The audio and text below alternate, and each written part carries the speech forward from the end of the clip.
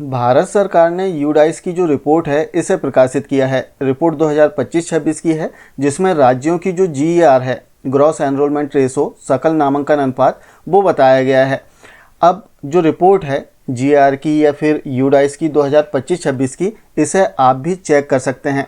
इसके लिए आपको यूडाइस पोर्टल ओपन करना है और इसके होम पेज पर पब्लिकेशन एंड स्टैटिस्टिक्स का जो ऑप्शन दिया है इसे ओपन करें और यहाँ पर आप यूडाइस रिपोर्ट 2025-26 पीडीएफ फॉर्मेट में डाउनलोड कर सकते हैं, इसे देख सकते हैं। आज हम बात करेंगे कि जो जीईआर है आखिर वो है क्या और इसमें हमें करना क्या है। साथ ही हम देखेंगे कि जीईआर आखिर निकाला कैसे जाता है। जैसे इसमें हम बात कर लेते हैं फाउंडेशनल स्टेज की। फाउंडेशनल स्टेज के लिए मध्य प्रदेश का जो जीईआर है वो 41% है। वहीं हम प्रीपेट्री स्टेज की बात करें तो प्रीपेट्री स्टेज में मध्य प्रदेश का जो जीईआर है वो 81% है। इसके अतिरिक्त इसमें दो और स्टेज दिए गए हैं। जैसे हम बात करें मिडिल स्टेज की, तो मिडिल का जो जीईआर है मध्य प्रदेश के लिए 79% है। वहीं सेकेंडरी स्टेज में जो मध्य प्रदेश का जीईआर है वो 59% इसमें दिया गया है। इस प्रकार से यूडाइस का जो डेटा है वो प्रकाशित कर दिया गया है। अब हम बात करते हैं कि आखिर जीईआर है क्या। जैसे इस संबंध में हम देखें तो लोक शिक्षण संचालनालय के द्वारा भी एक आदेश दिया गया है, जिसमें 1 अगस्त से 8 अगस्त तक जीईआर सप्ताह के आयोजन के विषय में जानकारी दी है। साथ ही इसमें बताया गया है जो स्टेज अभी हमने देखा उनका जीईआर कितना है मध्य प्रदेश के लिए। इसमें हम देखेंगे कि हमें कार्य क्या करना है और जीईआर कैसे निकलता है। सबसे पहले हम समझ लेते हैं जीईआर को कि आखिर जीईआर है क्या। जीईआर ग्रॉस एनरोलमेंट रेशो, सकल नामांकन अनुपात। इसमें देखा जाता है कि आयु के अनुरूप कितने प्रतिशत बच्चों ने प्रवेश लिया है। जैसे अभी हमने स्टेज देखा था फाउंडेशनल स्टेज। आगे हम वीडियो में देखेंगे कि फाउंडेशनल स्टेज में एज ग्रुप क्या है, किन किन कक्षाओं को शामिल किया जाता है, वो सारी जानकारी हम देखेंगे। सबसे पहले हम जीईआर की जो गणना होती है इसका फार्मूला चेक कर लेते हैं। इसका जो फार्मूला है जीईआर जैसे निकालते हैं हम ग्रॉस एनरोलमेंट रेशो, इसके लिए कि संबंधित स्टेज में कुल नामांकन कितना हुआ है और उस स्टेज में कुल बच्चों की संख्या कितनी है उस पर्टिकुलर इलाके में, उस एरिया में, और इसको 100 से हम गुणा कर देते हैं। जैसे एक एग्जांपल हम लेते हैं कि जीईआर हमें निकालना है। अब फाउंडेशनल स्टेज में हमारे कुल 328 बच्चों ने एडमिशन लिया, जबकि हमारे एरिया में फाउंडेशनल स्टेज के लिए जो बच्चों की संख्या है, जनसंख्या जो है वो 800 है। एक एग्जाम्पल हमने लिया तो 328 बच्चों ने प्रवेश लिया, 800 कुल बच्चे हैं, इसमें हम 100 का गुणा करेंगे। इस प्रकार से 41% फाउंडेशनल स्टेज के लिए जीईआर निकल कर आ जाएगा। एक सामान्य सा एग्जाम्पल हम स्कूल से रिलेटेड लेते हैं। जैसे आपका जो भी ग्राम है उस ग्राम में फाउंडेशनल स्टेज के लिए 10 बच्चे हैं और 10 बच्चों में 8 ने नामांकन लिया है।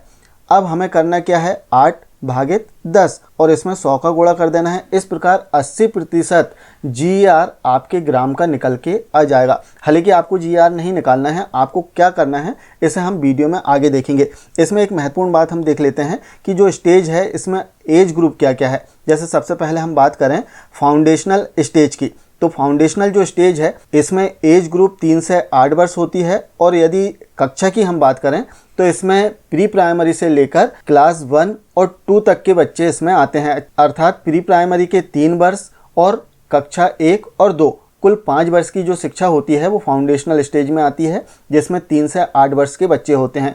इसके बाद बात करें प्रीपेट्री स्टेज की, जो कि 8 से 11 वर्ष के बच्चों के लिए होती है, जिसमें कक्षा 3 से 5 तक की जो कक्षाएं हैं वो सम्मिलित की जाती है। इसी प्रकार मिडिल स्टेज में जो एज ग्रुप है 11 से 14 वर्ष है, इसमें कक्षा 6 से 8 तक के जो बच्चे हैं वो सम्मिलित होते हैं। और अंत में सेकेंडरी स्टेज, इसमें 14 से 18 वर्ष के जो बच्चे हैं वो शामिल किए जाते हैं और कक्षा 9 से 12 इसमें सम्मिलित होती है। इस प्रकार से जो स्टेज इसमें दी गई है इसके अनुसार जीईआर निकाला जाता है। अब इसमें आप देख लें कि आपके जो ब्लॉक है या फिर डिस्ट्रिक्ट है या फिर जो भी ग्राम है उसमें संबंधित स्टेज के कुल कितने बच्चे हैं, जनसंख्या कितनी है और उसमें कितने बच्चों ने नामांकित हो चुके हैं साला में। वो किसी भी साला में नामांकित हो सकते हैं। अब हम बात करते हैं इसमें महत्वपूर्ण बात कि आखिर करना क्या है। जैसे हम आदेश देखें जो कि डीपीआई के द्वारा जारी किया गया है, इसमें बताया गया है कि 1 अगस्त से 8 अगस्त तक जीईआर सप्ताह का आयोजन करना है और इसमें हमें करना क्या है वो भी बताया गया है। जैसे आप देखें तो इसमें चूँकि जो सर्वे है हमारे शिक्षक ऐप के माध्यम से जो सर्वे हमने किया है छात्रों का, उसकी एंट्री करना था और इसे अपडेट करना था। तो पुनः निर्देशित किया जाता है इस आदेश के अनुसार कि हमारे शिक्षक ऐप में सर्वे करने के उपरांत इसकी जो जानकारी है हमारे शिक्षक ऐप में अपडेट करना है। साथ ही यूडाइस पोर्टल पर भी विद्यार्थियों की जो जानकारी है इसे अपडेट करवाना है। हालांकि हमारे शिक्षक ऐप में कैसे सर्वे करना है, इसकी प्रविष्टि कैसे करना है, इसका जो वीडियो है चैनल में अपलोड है, आप चाहें तो इसे देख सकते हैं। फिर भी सरसरी तौर पर हम समझ लेते हैं कि हमारे शिक्षक ऐप में कैसे काम करना है। तो अपने मोबाइल में हमारे शिक्षक ऐप को हमें ओपन करना है और इसमें आप देखेंगे कि सबसे नीचे चाइल्ड ट्रैकिंग का एक ऑप्शन दिया गया है, चाइल्ड ट्रैकिंग। इसे ओपन कर लें। ओपन करने के बाद में हमें अपने यूज़र आईडी पासवर्ड से लॉगिन करना है। यूज़र आईडी आपका यूनिक आईडी होगा और पासवर्ड एजुकेशन पोर्टल 3.0 का या कहें हमारे शिक्षक ऐप का जो भी आपका पासवर्ड हो उसे फिल करना है और लॉगिन कर लेना है। अब जब हम लॉगिन करेंगे तो एक नया इंटरफेस हमारे सामने आ जाएगा, जहां आप देखेंगे कि चाइल्ड ट्रैकिंग सिस्टम दिया गया है 2026-27। जैसे जो नवीन प्रवेशित छात्र हैं इनके लिए सर्वे करना है तो यहाँ से कर सकते हैं। ड्रॉप बॉक्स स्टूडेंट की जानकारी यहाँ से देख सकते हैं। प्रमोशन पेंडिंग की जो जानकारी यहाँ से देख सकते हैं। अब जैसे हमें प्रारंभिक स्तर की जो छात्र हैं उनका सर्वे करना है तो इस ऑप्शन पर क्लिक करना होगा। इसके बाद हमें कुछ सामान्य सी जानकारी जो है इसमें सेलेक्ट करना होता है।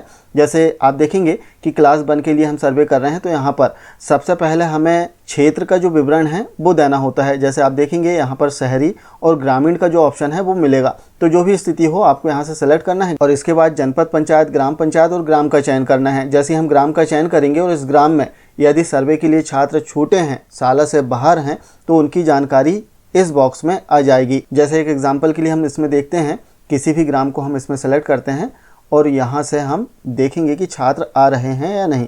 जैसे हमने क्लिक किया तो आप देख सकते हैं यहाँ पर एक छात्र आया हुआ है।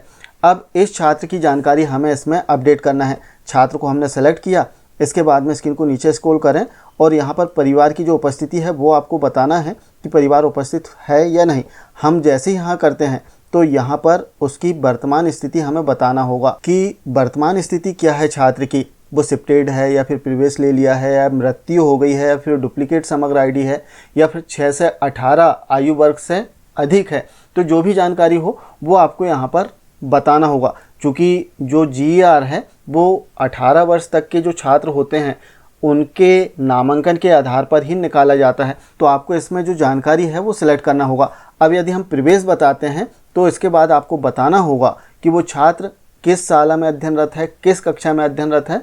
वो सारी जानकारी आपको यहाँ पर बालक बालिका का जो विवरण है इसमें देना होगा। तो इस प्रकार से जो GR है इसके लिए हमें सर्वे करना है। सर्वे के उपरांत छात्रों की जो जानकारी है हमारे शिक्षक ऐप में अपडेट करना है। साथ ही यूडाइस प्लस पोर्टल पर छात्र को नामांकित भी करना है। तो इस प्रकार से जो GR है इस संबंध में DPI के द्वारा भी आदेश जारी किया गया है और 1 अगस्त से 8 अगस्त 2026 तक GR सप्ताह मनाना है। तो आशा है जानकारी आप समझ पाए होंगे। मिलते हैं कुछ इसी प्रकार की जानकारियों के साथ में नेक्स्ट वीडियो में। तब तक के लिए जय हिंद।